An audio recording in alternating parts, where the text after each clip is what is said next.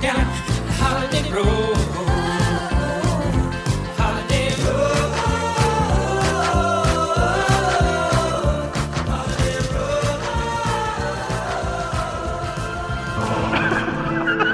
This is Infants on Thrones.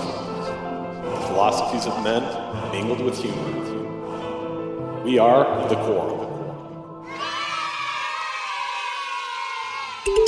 Infants on road trips, they talk as they drive a car. They drive around and talk all over the town. It's Infants on road trips. Infants on road trips. They talk while they drive a car. Today's episode, the Weirdness.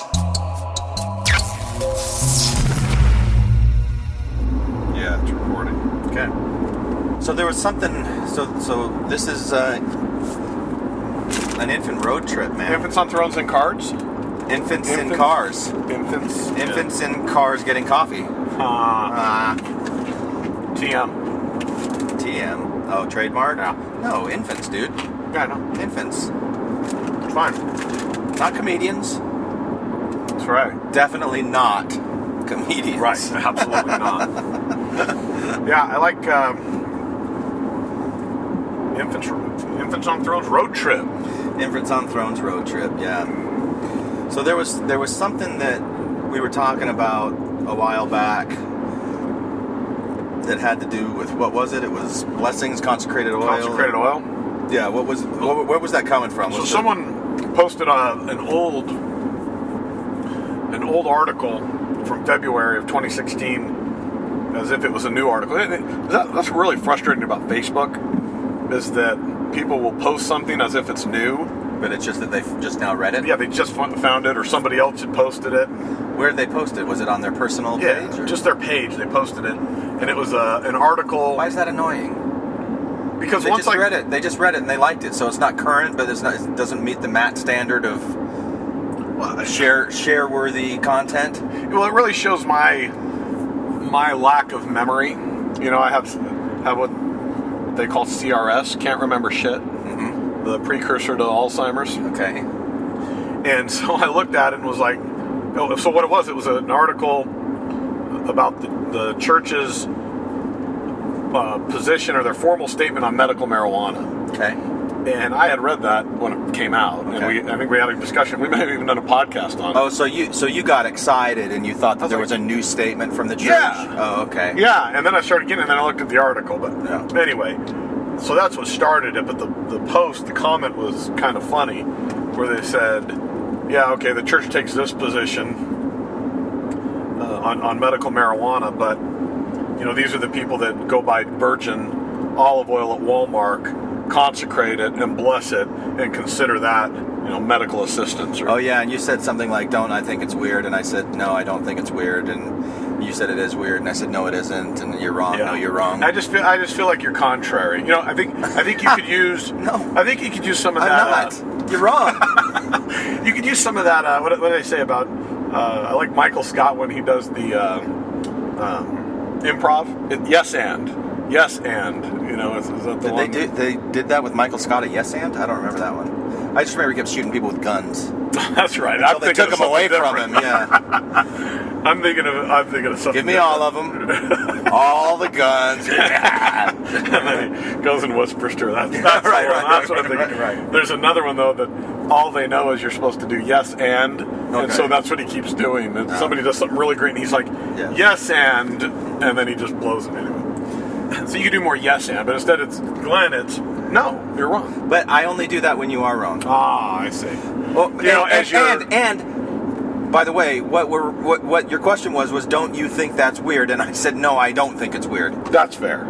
Fine. Yeah. But in fairness, a very wise woman, I think, said, you often think you're right even when you're wrong. Oh, another wise woman says that's brilliant. That is brilliant. I thought that's where you're going with that. But oh, no, I was gonna. I gotcha. Hey. Gotcha. Yeah. So, yeah, but and what I meant by weird, it's also a false comparison. Yeah, I mean, so why is it that your mind goes from marijuana to consecrated oil and healing, and thinking that that's because medical marijuana. I mean, I get the connection. It's not a connection I would have personally made, but it is a connection in that here's something where there's real. There is at least evidence. If you want to say, oh, it's overwhelming or whatever, there is evidence that this can have benefits, medical benefits. What's the evidence? There are studies that support that. I thought they weren't allowed to study. Oh no, they can't study the effect of marijuana, but they can't study the effects of other, like psychedelics or something like that. Oh no, they can, and there have been studies on psychedelics as well. I thought there was something where you couldn't actually do studies on marijuana because of the way that it's classified as a drug or something.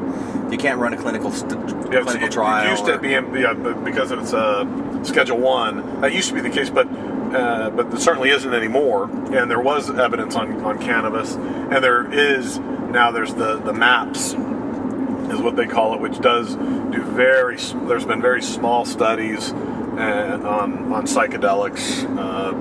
There is. Yeah, but let's go ahead. We'll go ahead and stick to marijuana. Yeah. How much of the evidence for the benefits, the efficacy of marijuana for medical use, how much of that is now I forgot the word I was going to use, anecdotal? Oh, probably a lot. Yeah, but it's not all of it. Okay. And I'm not an expert on the studies. I'm one of those that I just don't think it should be legal. You accept it. You accept the studies without a ton of rigorous. My confirmation bias says yes, it is good for you. Yeah, because my point in asking is that there is anecdotal evidence that the consecrated oil is efficacious as well, and that it heals people. 100%. And I accept. They should continue to be allowed to give blessings. That should be legal. I'm here to announce firmly that consecrated oil and the use thereof for healing the sick and afflicted should be legal in the United States of America, or is legal and should continue to be legal. Okay, without even having FDA approval. Correct. Yeah. So Deseret Books can still sell the vials. Maybe they can't sell the oil, but they can sell the vials. I don't know. Or maybe the oil would be more like a. They do sell the little bottles of oil too, though. Yeah. I wonder how that comes in with like herbal remedies and things like that, and claims that can be made. I guess they don't need to make claims on the because it's like religious. Guaranteed to heal any affliction. I mean, it's as efficacious as any. Good for, and then it has a list of all the things that it's good for. We'll have to edit that back, is the word back I was in. Yeah, so we were talking about that. Back to it. So, my pitch, my belief is not that marijuana should be illegal for medical purposes only. I think it should be recreational. It should be legal. The danger, the benefits far outrisk any dangers, so it shouldn't be Schedule 1. I guess that's my point. But why does it seem strange to you, or unfathomable to you, or weird, or whatever word you want to use, that the Mormon Church would be against medical marijuana use or recreational marijuana use? That's not strange at all. I'm sorry. That was not the point. I had not in a long time thought about the whole ritual of the blessing. And so that caused me just to only focus on the blessing. And I thought, if I really think about it, it is kind of weird that Mormons have what is effectively, to me, an equivalent of black magic. Waving over somebody's head. That's not black magic. It would be black magic if they were cursing someone. And they haven't done that for a century. At least, yeah. For centuries.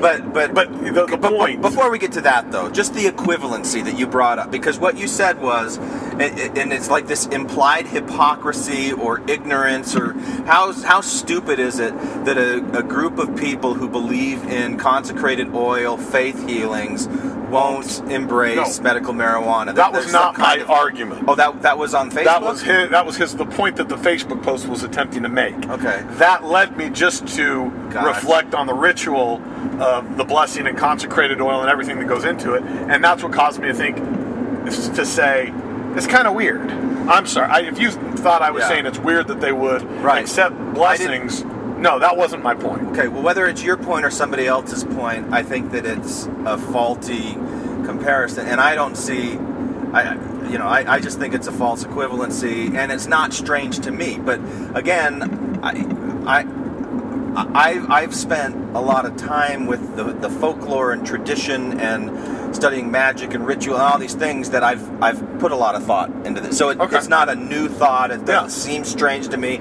I feel like I understand why it is the way that it is. So well, let's go through that. So I can illuminate you, because I was jumping to the placebo effect thing that Chelsea did in talking about the bullshit con artists in Africa and how well this if they believe it's effective, then it is, and it's valuable, and some of those conversations. And I don't remember if we, as part of that, we did talk about blessings specifically. Or maybe we didn't, and just my CRS acting up again. Could be, but I don't remember specific. I think that there's other things to talk about with. It's interesting to me when you talk about black magic or whatever kind of form of magic that it is, and it seems strange to you that Mormons believe this, or you look at it now and you go, what a weird thing that you think that you can put this little dot of oil on somebody's head and it's going to have an impact. Why? What makes that so effective in the minds of the believers who are doing it, right? That's your question. Yeah, I mean, it's a weird ritual. If as an outsider, having thought about it, it is weird. It's no more weird than sacrificing a chicken and sprinkling blood on somebody to do the same thing. And I think Mormons would find that odd and say, well, that's weird. I believe Mormons would do that. So it's just as weird. And that's why I keep talking about black magic or the occult or something.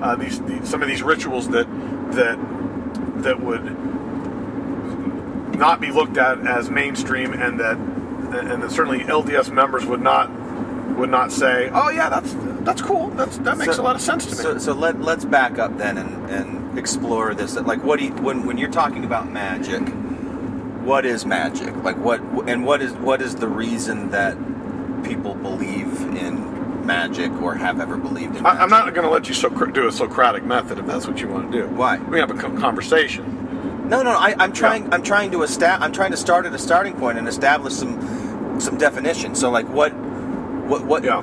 I'm trying to understand what you mean and what you're thinking of when you say magic. I'm not pulling a rhetorical. I want you to guess the number that I'm thinking of right now. No. Right. Not exactly. And that's why I keep saying black magic, because to me it's an equivalency. So what other religions? But black magic is to do harm. No. Well, whether it is or not, it doesn't. That to me doesn't matter. It's the ritual to have a tangible effect. That's why I keep saying black magic, because versus. But white magic does the same thing. Well, what is white magic? When I say white, when you talk about magic, I think of David Copperfield type stuff and illusions and that. That's why I said let's define the term magic. All right. So what? Okay, then let me ask, and this is I'm not trying to be Socratic. I don't care if you're Socratic or not. What's another example of? What would be an example of? What's the opposite of black magic? So let's go just magic, okay? Magic is an attempted solution at a problem, a perceived problem that people have in the world, where they're trying to exercise some kind of control over the uncontrollable. Yeah. Okay. So would you agree with that? That's what we're talking about. That you can have some kind of power or influence over something. Maybe it's at a distance. Like, you're not just able to, Luke Skywalker getting the lightsaber. Control, sure. So he could just pick it up and grab it. That's not magic. Yeah. But using the Force to have it come to him from a distance, there's some kind of agent that's connecting him to that thing at a distance, and that's the magical thing in that example. Yeah. Is there an example of that? That's a common. You use the Force, but I mean, in a real world example of I guess white, and I keep using black magic, but call it white magic or good magic, or good witch versus bad witch. I keep thinking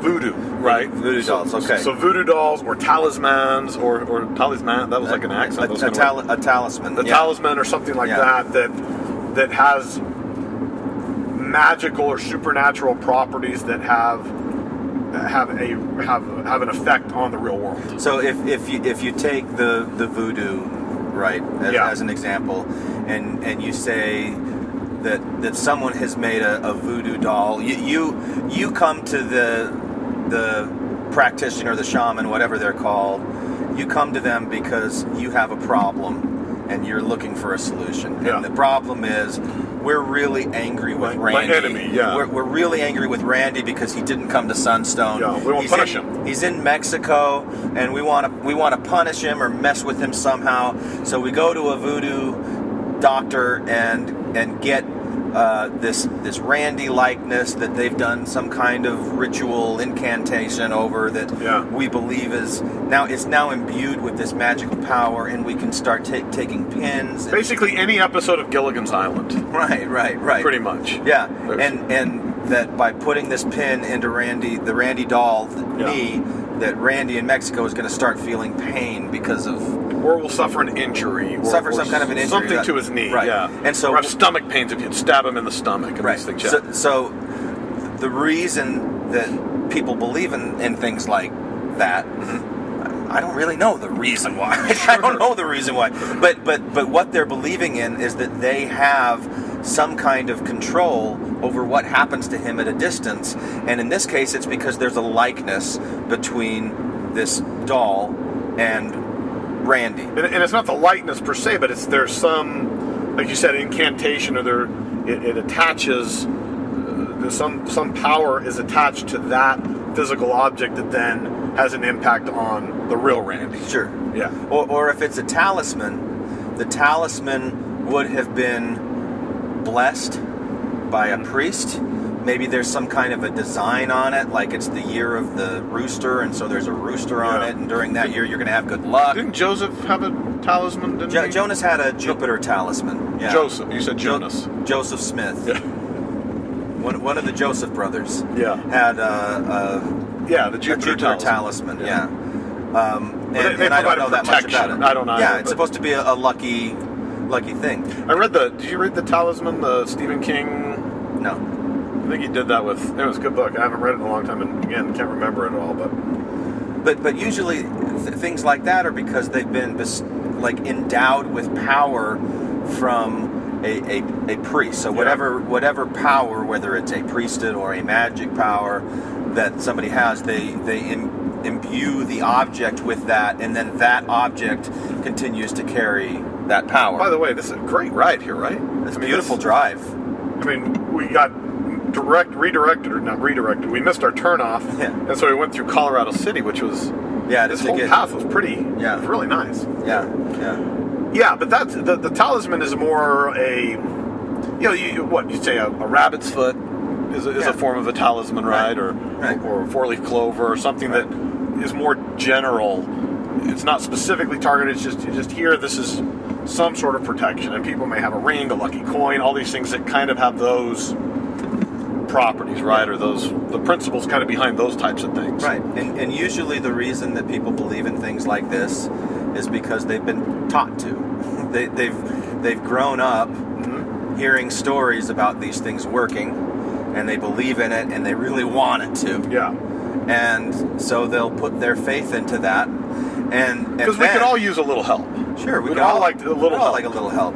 And so if you get this rabbit's foot, and then something good happens to you, it's the confirmation bias that comes in and goes, oh, cause and effect, it must be because I've got this rabbit's foot. And then you turn that into your own story and tell people, and then it reinforces this belief. And it's this cycle that continues. Yeah. And it doesn't really matter what the object is, whether it's a Jupiter amulet or talisman or your grandma's ring. But this the ritual piece is a little different. And this is why I keep going to like voodoo, where there's not just a device or a thing, but then there's a ritual, and it's to have really a specific effect. So with the from the Mormon consecrated oil and or from a blessing with the oil, it's usually an event that triggers that. In fact, we're taught you shouldn't just be willy-nilly just giving these blessings for every stub toe and and cold, sniffles. So the purpose, and purpose is kind of a tricky word, because when I say purpose, it makes it sound like the person doing it is intending it this way, and maybe they may be completely unaware that this is what they're doing or how it's functioning. But the purpose for the ritual is to create the, I'm going to avoid using the word illusion, but create the impression of power. Yeah.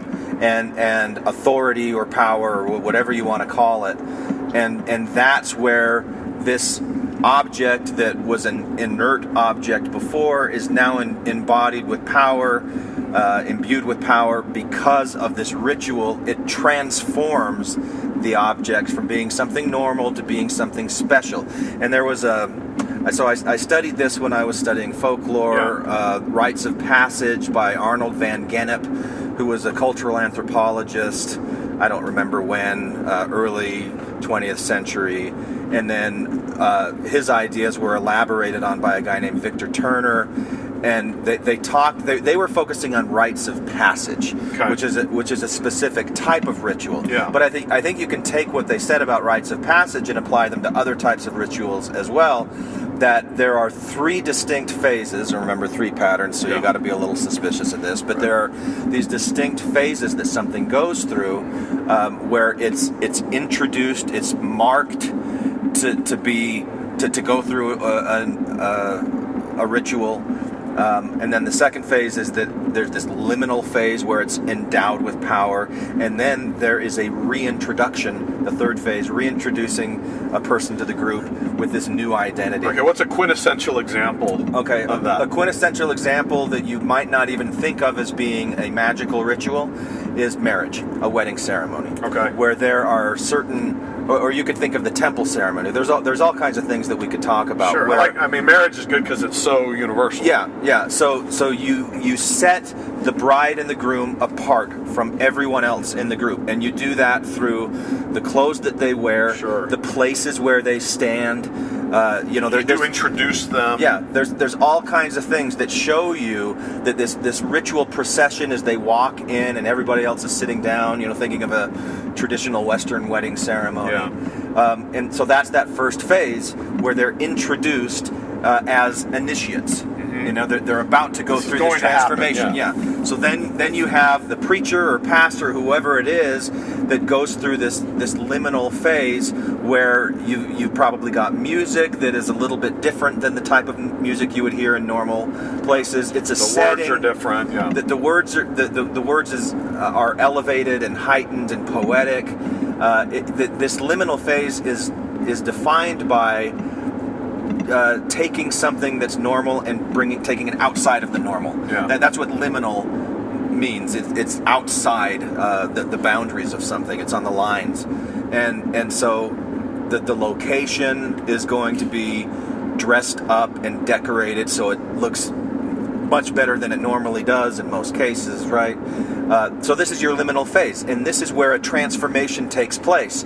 That they go in as 2 single people and they leave united as one couple. Right. And so then after this transformation has happened, you've got the third phase where they're reintroduced to the group. I now introduce you to Mr. and Mrs. Long, then Frost/shirts.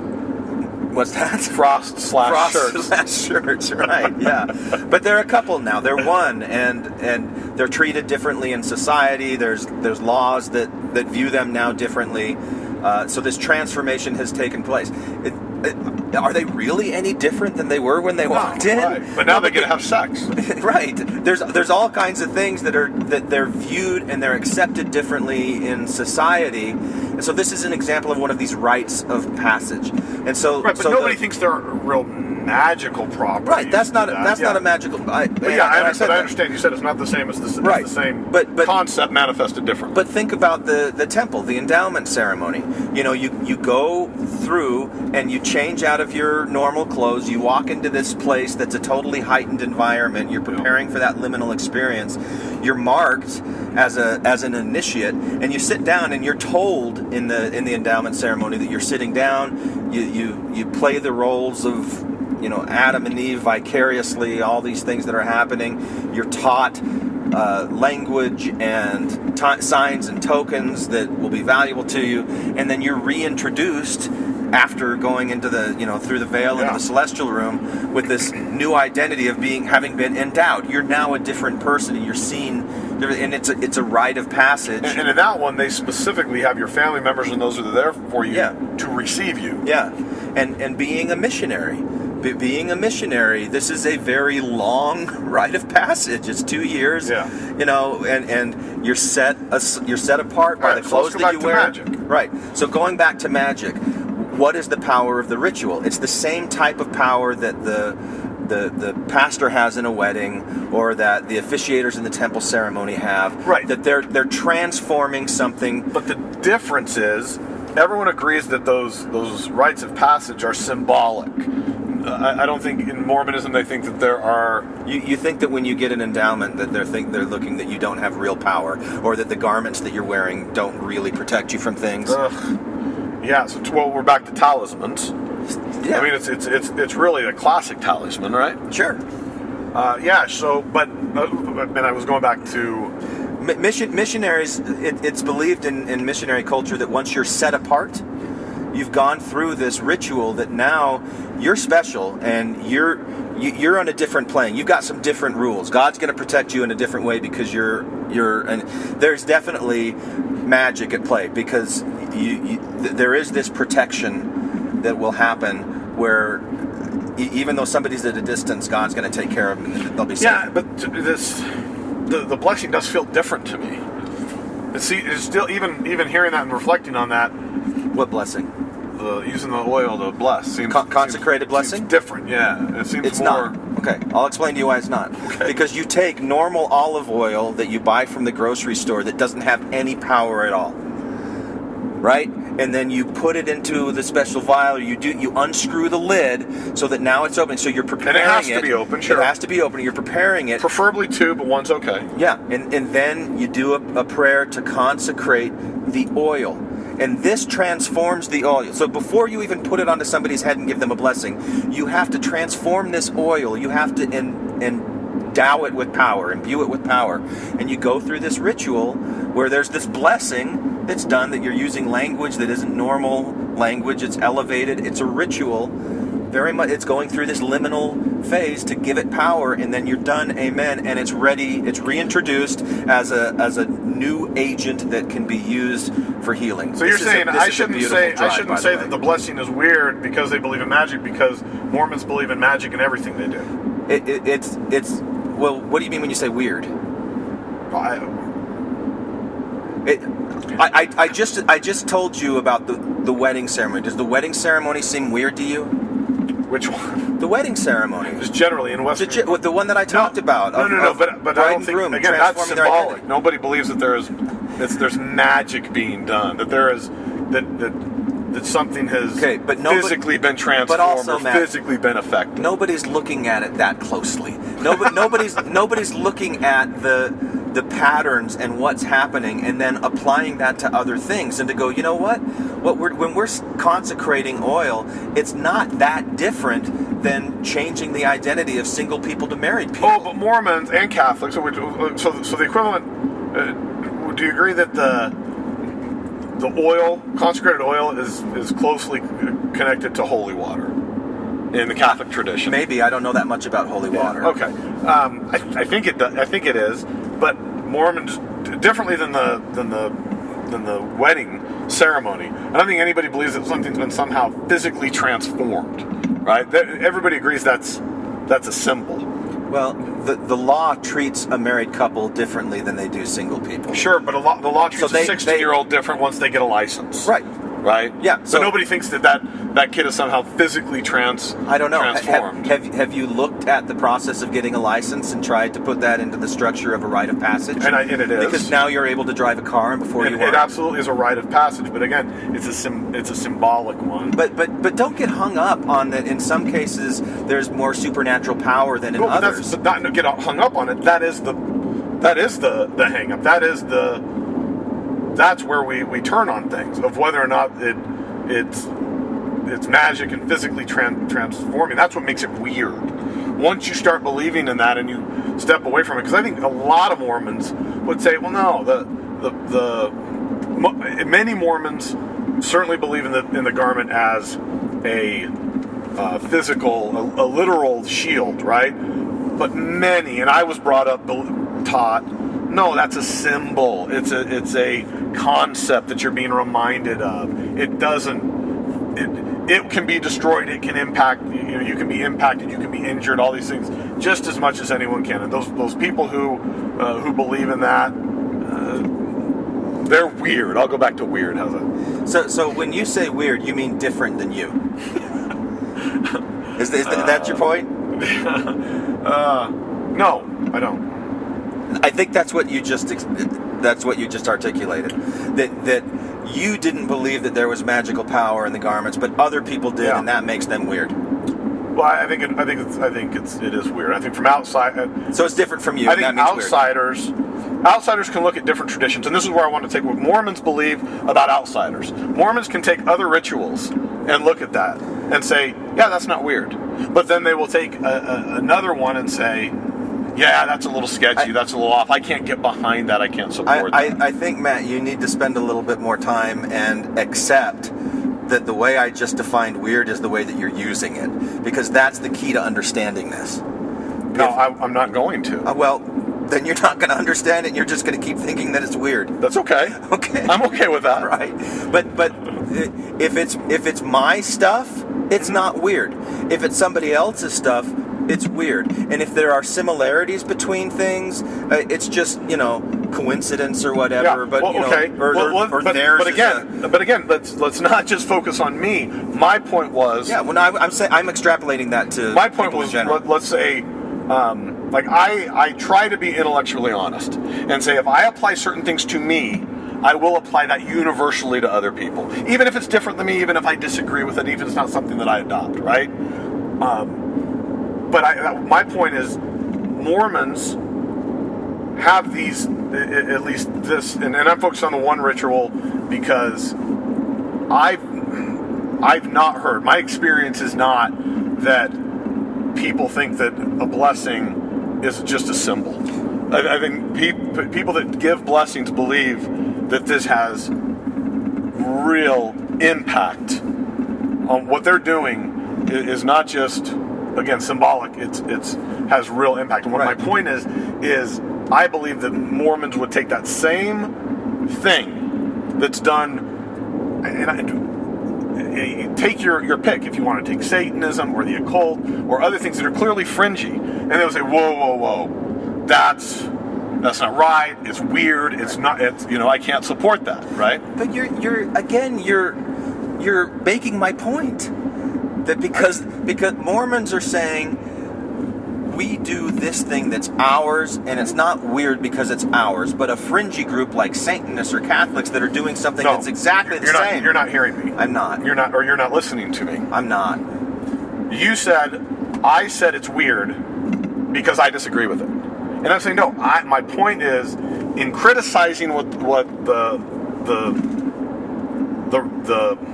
blessing ceremony, I'm saying it's weird that they will do something that is clearly designed to have magic, and that and say that, and not really recognize it as on the same footing as what other people do, and it absolutely is. That's my point.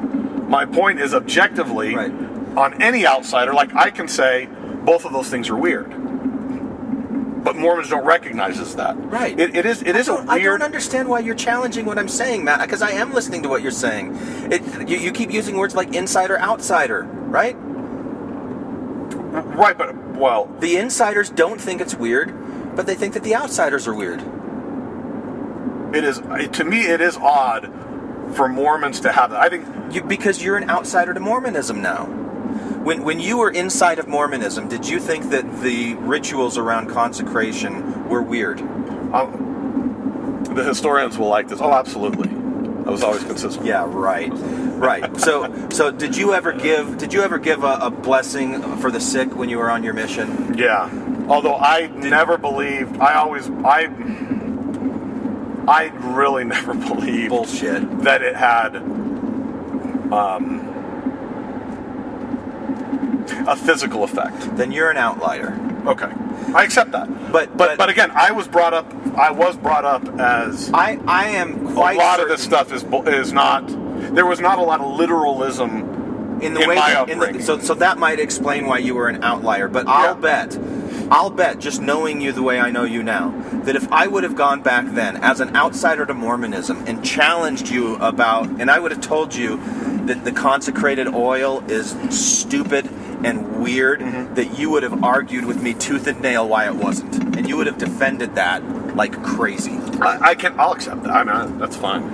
So it wasn't weird to you because you were the insider and you would argue for the insider. But if I told you that Satanists or Catholics had a similar ritual, you'd say, well, that's not God. That doesn't work. That's just an imitation. They're just fooling themselves. That's weird. I probably would have accepted more the holy water and those things because it's just common and Anyway, but I wouldn't have thought it was effective. I don't know what we're arguing about. I don't either. I don't remember why. I think we lost our I think we did. We lost. 10 I lost. minutes ago. You lost me, and I lost you. No, you think I lost you. I was with you the whole time. So IoT road trip. IoT road trip. So it's not strange to me when I understand that magic and the ritual, at least we'll focus on the ritual part of it, is a very common and important part of human culture and human expression. And you find these types of rituals all over the place. And some of them are magic, some of them aren't magic, but the whole process is very, very common. And what was important to me when I was an insider, when I was a Mormon, and I was learning about this as a graduate student, I had to ask myself these hard questions and to be able to claim intellectual integrity, like you were talking about earlier, just proving that I was listening. I had to. Let me ask this. Wait. Let me finish the point. I had to step out of Mormonism and try to force myself to look at it as if I were an outsider. Yeah. And that's when I started to see the commonalities between Mormon ritual and other rituals and stuff. All right. Push pause. Is there a pause or do I push stop? You can push pause, I think. Or you can push stop and then redo it. Let me ask this question then. Are you recording again? Yeah, it's on. All right. So, did that cause you, when you went through that process, and this has been helpful, even though I'm resistant to it. Yeah. Did that cause you to say, okay, my ritual is really no better, different. Right. Okay, let's say different, and therefore no better. You didn't trade up. You didn't have a higher ritual than them. Did that cause you to do that, or did you say, okay, I recognize this, but I think mine is either different, better, more efficacious? It leveled the playing field for me. So where before I was viewing the rest of the world from what I thought was an advantage, from a heightened perspective, but due to my Mormonism giving me more advanced truth than anybody else had, it lowered me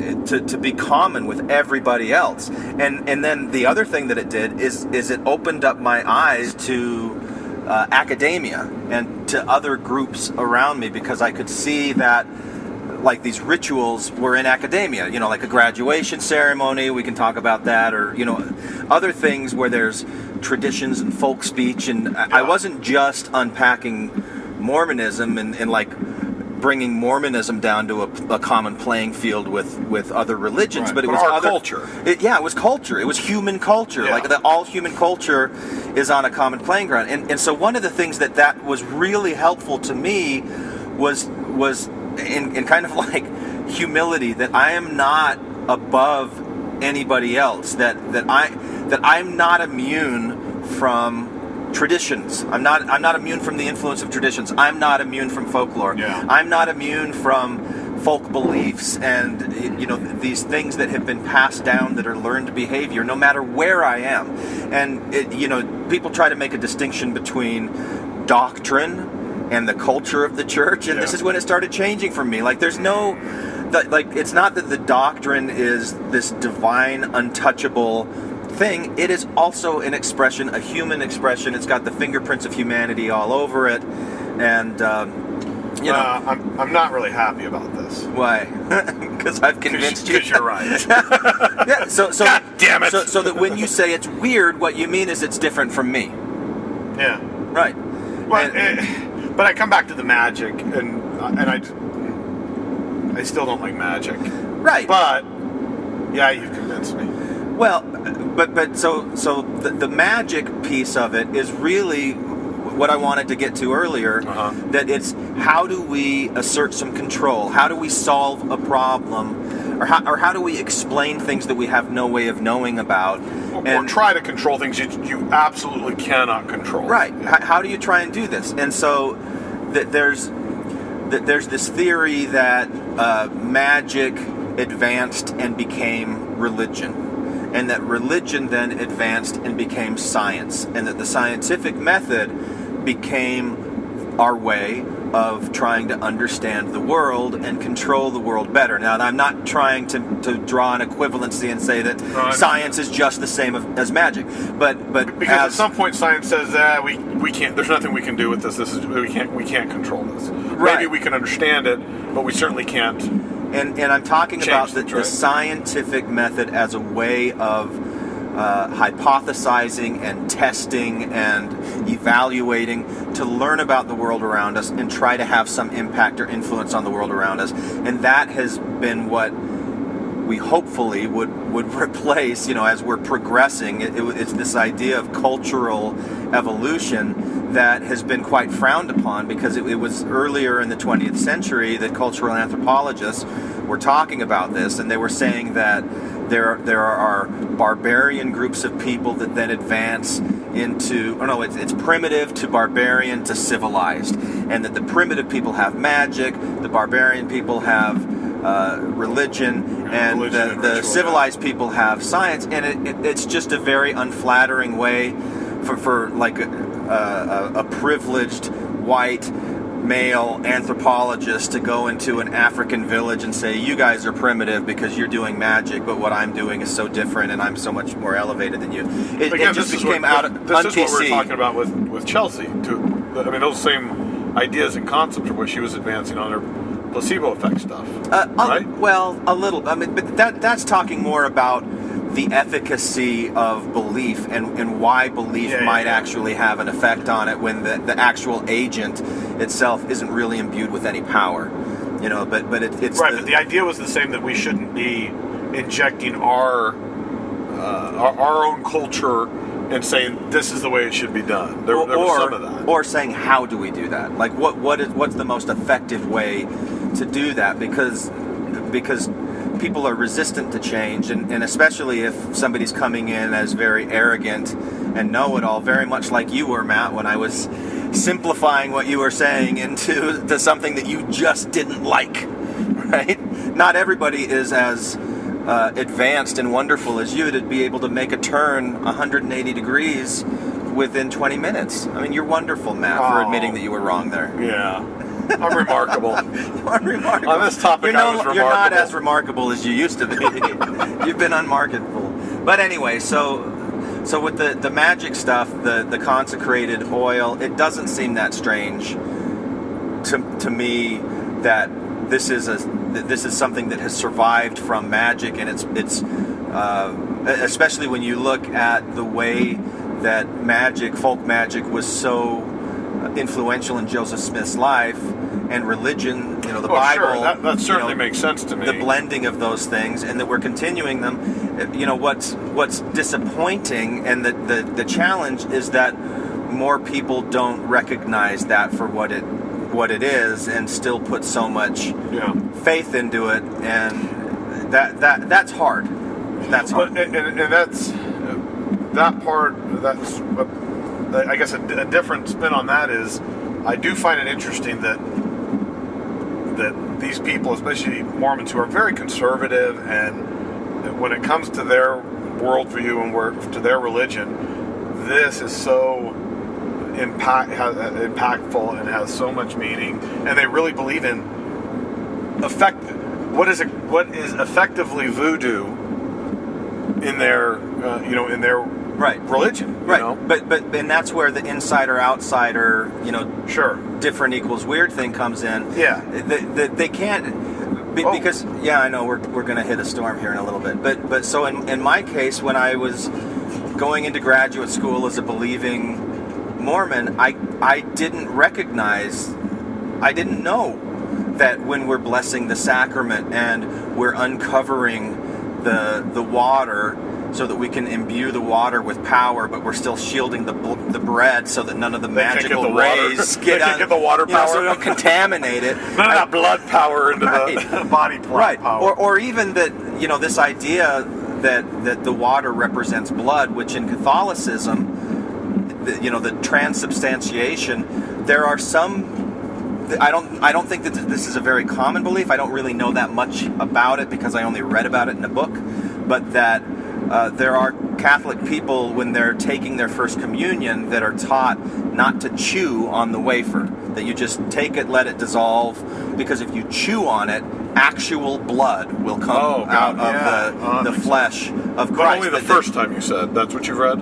Yeah. So I haven't really confirmed this by talking with Catholics to see how prevalent it is. It's just something that I read in a book. I've never heard it. I've never really thought of it. Yeah. Although obviously I understand. But that there's this magic transformation of the sacrament, and so we have our form of that. We don't take it to that extreme, but we, and it's more symbolic, like you were talking about before. But we're talking about we're cannibalizing our God.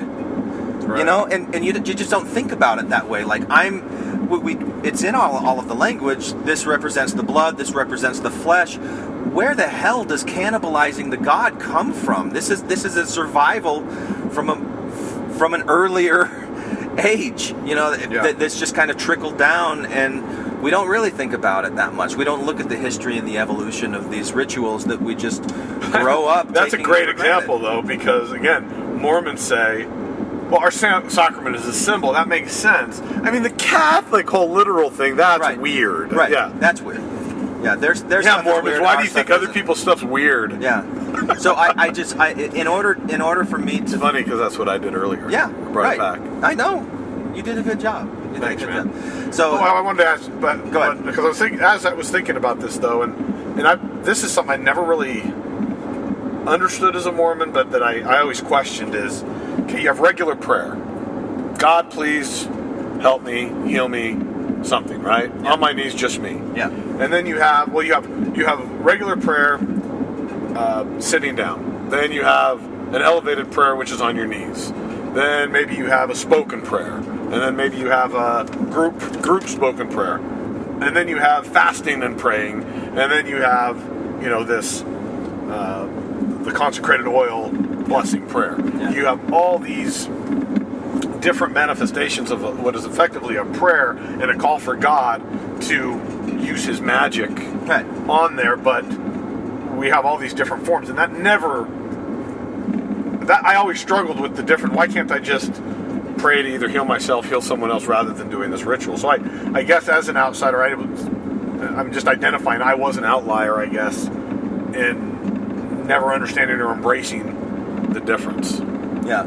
Well, I don't know that I can really explain why there are different degrees of prayer, different degrees of efficacy for prayer, except that maybe none of them work, and so there's that line that Jesus gives in the New Testament when He's casting out the devils into the pigs. Go not out by.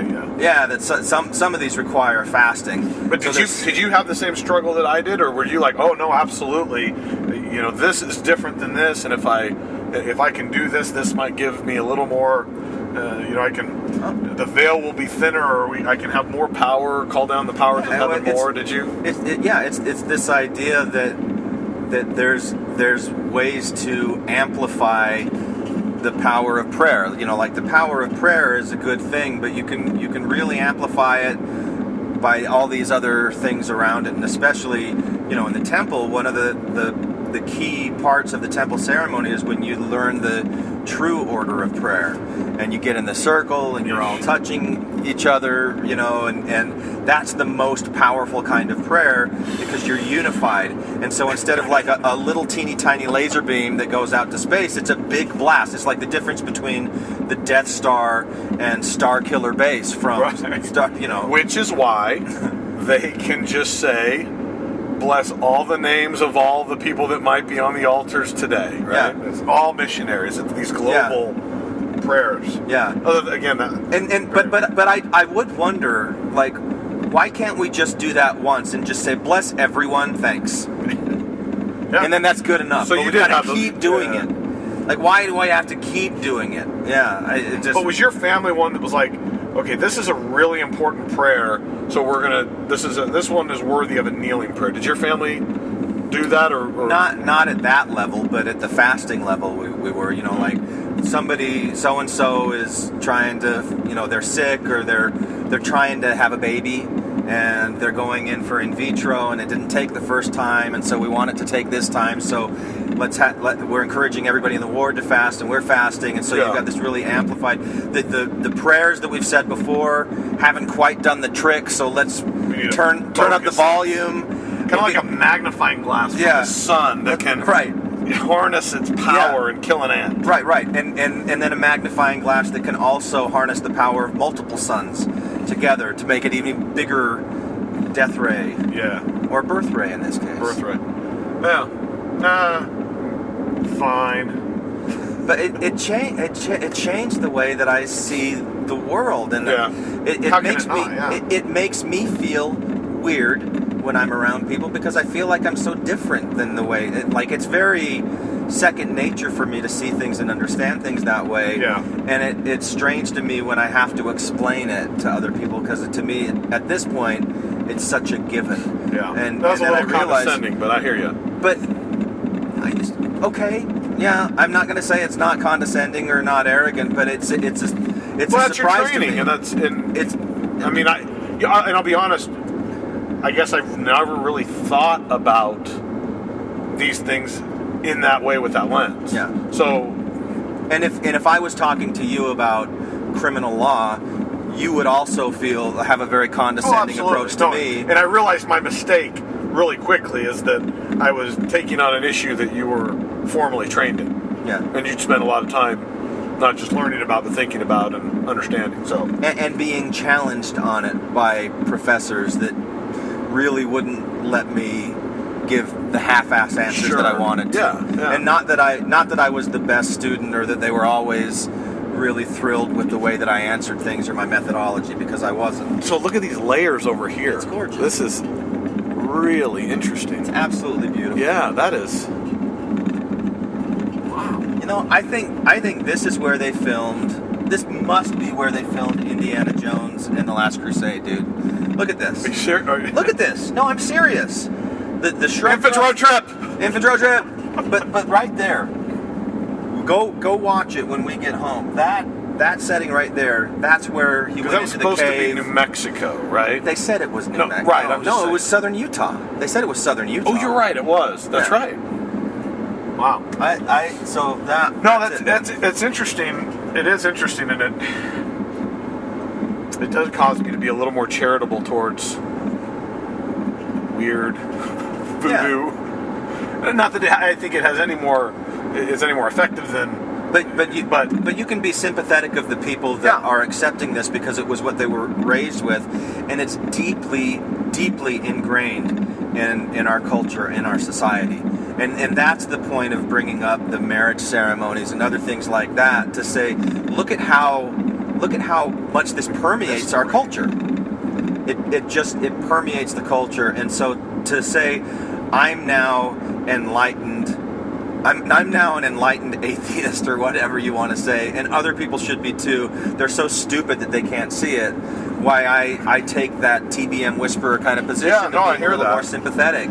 No, and I guess what I haven't appreciated over the last 4 years is that you weren't just doing shtick or being contrary, playing devil's advocate. You were that it's more concrete to me after going through this process and specifically on blessings. Yeah. You know. Yeah. So. Good job, man. If it road trip. If it road trip. If it road trip. If it road trip. If it road trip. If it road trip. If it road trip. I found where don't go. So don't wait down the holiday road. Holiday road. Hi, this is Aaron Tennell from Flagstaff, Arizona, and I like to kill all the zombies inside of my TV while I listen to Infants on Thrones. You can comment on this episode on the website infantsonthrones.com, and if you really like what you hear, give the Quorum a 5-star rating and write a short review on iTunes. I did. Y aquí le toca la oración final. Holiday road.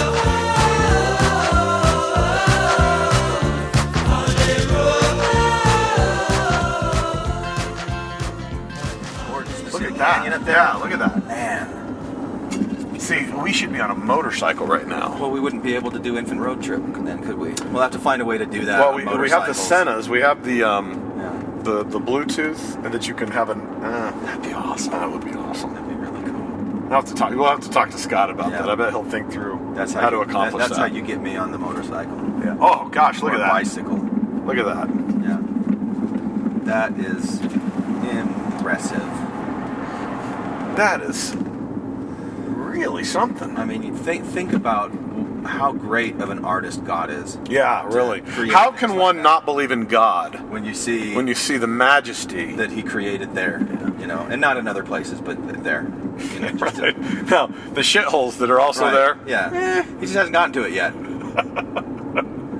Well, no, it's so that we can. You have to know the evil to know the good. Have good. If You you, have to want have to the- know the bad, you yeah. have to be happy. If something knows that. So you have to have the shitholes so that you can appreciate the beauty. Got to be lonely so that you can know love. It's got opposition, my friend.